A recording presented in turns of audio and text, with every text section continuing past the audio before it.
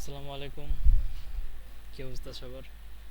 আম, আজকের ক্লাসটা মূলত আজকে যে ভিডিওটা হচ্ছে সেটা হলো যে আমরা দেখব যে কীভাবে স্টেকি স্ক্রল বার যেটা আছে সাইড বার সেটা আমরা কিভাবে করব। যেমন এইখানে একটা জিনিস খেয়াল করেন যে এই সাইড বারটা খেয়াল করেন, যখন আমরা নিচে যাচ্ছি নিচে যাওয়ার সময় এটা কিন্তু স্টিকি হয়ে যাচ্ছে। ইভেন এটা স্টিকি হয়ে যাচ্ছে এবং এটা কিন্তু আমার কলামের বাইরে যাচ্ছে না। অনেক সময় দেখা যায় যে এটা যদি স্টিকি করি তাহলে এটা কিন্তু আমার এই যে পুরো কলামটা আছে রাইট সাইডে, এই কলামটা অতিক্রম করে এখানে চলে আসবে। বাট এরকম একটা perfect side bar sticky scrolling menu আমরা কীভাবে বানাবো, সাইড বার বানাবো সরি, সেটা আজকে আমরা দেখব। তাহলে চলেন করে ফেলি। প্রথমে আমি এখানে একটা পেজ নিলাম, আর যেহেতু এটা আমার এলিমেন্টরে কাস্টম তৈরি করা হেডার ফুটার টেমপ্লেট দিয়ে, তো আমি এলিমেন্টর ফুলি দিলাম যার কারণে আমার হেডার এবং ফুটারটা চলে আসছে।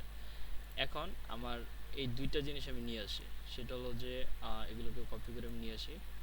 যেমন এখানে কপি করলাম টাইটেলটা, এখানে দুইটা কলাম নিলাম, সাইড বারের জন্য একটা অপশন এবং আমার লেফট সাইডে আমার মূল কন্টেন্টটা থাকবে। ওকে, এখানে এসে পেস্ট করে দিলাম। ওকে, এবার পেস্ট না করে আমরা একটা কাজ করতে পারি, সেটা হলো যে ওয়েট আ সেকেন্ড,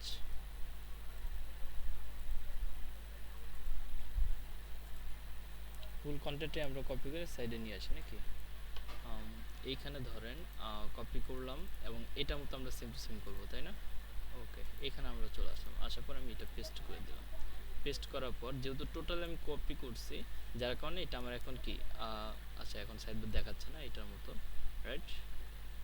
দেখাচ্ছে কিনা দেখি, খেয়াল করি, না এটা মতো দেখাচ্ছে না। ওকে, তাহলে এখন আমার কন্টেন্ট দুই সাইডে দুই কলাম কিন্তু বাট এটা স্টিকি হচ্ছে না। এখন এইটাকে এই কলামে যে পার্টটা আছে এটাকে স্টিকি করার জন্য আমার কী করতে হবে? প্রথমে আপনাদের আমি দেখাই, সেটা হলো যে এটা কেটে দিই, কেটে দিলাম। এখন দেখেন যে এই সাইডের ডিজাইনটা আমি করে ফেলছি বাম পাশেরটা, এবং রাইট সাইডের কন্টেন্টটা যদি আমি স্টে করতে চাই সেক্ষেত্রে প্রথমে আমার কী করতে হবে? একটা ইনার সেকশন নিতে হবে। বেসিকে চলে গেলাম, ইনার সেকশন নিলাম, নেওয়ার পর আমি একটা কলাম ফেলে দিলাম। ফেলে দেওয়ার পর আমার থাকে কয়টা? একটা কলাম। এই কলামে আমার মূল কন্টেন্টটা বসবে। ওকে, তাহলে আমি কন্টেন্টটা নিয়ে আসি। কন্টেন্টটা ধরেন এখানে যেহেতু তুমি ইনার সেকশন বসেছি তাই না, সেম ইনার সেকশনটা ধরেন এটাকে আমি কপি করে নিয়ে আসলাম। এটা আমি এই কারণে আপনাদের দেখালাম ইনার সেকশনটা নিয়ে, অনেক আপনারা কনফিউশনে পড়ে যেতে পারেন যে আচ্ছা এটা আমি কোথায় বসাবো, সেই জন্য আমি এটা নিয়ে আসলাম। তো এটা এখন কেটে দিই, এটা যেহেতু আমার দরকার নেই, আমি এখানে ইনার সেকশনটা পেস্ট করে দিলাম উইথ কন্টেন্টস। এখন আমি কি করব? ইনার সেকশনটাকে ধরবো, ধরার পর এখানে অ্যাডভান্সে চলে যাব, যাওয়ার পর মোশন ইফেক্টে চলে যাব। মোশন ইফেক্টে গিয়ে ওকে স্ক্রলিং ইফেক্ট যেটা আছে এটা দিব। দেওয়ার পর এখন দেখেন স্টিকি হয়েছে, হয় নাই তো। আচ্ছা, স্ক্রলিং ইফেক্ট পাথ, এখানে স্টিকি যেটা আছে এটা টপ, ঠিক আছে, টপ করে দিলাম। এখন দেখি তাও হচ্ছে না, রাইট?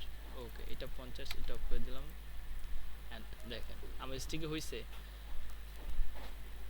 স্টিকি হয়েছে, বাট দেখেন আমার কন্টেন্টটা কি আমার ফুটার উপরে বা আদার্স মানে ওর কলামটা রেখে, ওর হোল যে পুরো সেকশনটা আছে না মূল সেকশন, এই সেকশনটা রেখে ও বাইরেও চলে আসতেছে।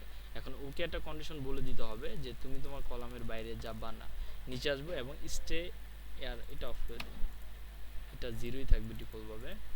ওকে, স্টে ইন কলাম ধরাই দিলাম। এখন দেখেন যে সে আমার কলামের বাইরে যাবে না, যাচ্ছে? যাচ্ছে না। আপডেট দেই এবং ফাইনাল রেজাল্টটা আমরা দেখি। আপডেট দেওয়া শেষ, এখন প্রিভিউ দিই।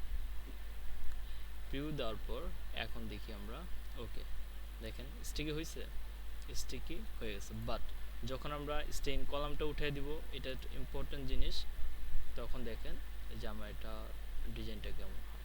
স্ক্রলিং ইফেক্টটা দেখেন যে আমার এই ফুটের উপরে চলে আসবে। দেখেন স্টিকি ঠিকই আছে বাট ফুটের উপরে, তাই ওকে কন্ডিশন ধরাই দিতে হবে। আর এগুলো 0 0 থাকবে অ্যান্ড স্টিকি টপ করে দেবেন। আপডেট। সো এটা খুব ইম্পর্টেন্ট, যখন আমরা কাস্টম ব্লগ ওয়েবসাইট করব বা আদার্স যখন অন্য কোনো সাইট করব তখন আমাদের এরকম স্টিকি আমাদের কলাম বা এক সাইডের সাইড বারটা দরকার হয়। তো এটা ইম্পর্টেন্ট ছিল, তাই শেয়ার করলাম। ওকে, সবাই ভালো থাকবেন। আসসালামু আলাইকুম।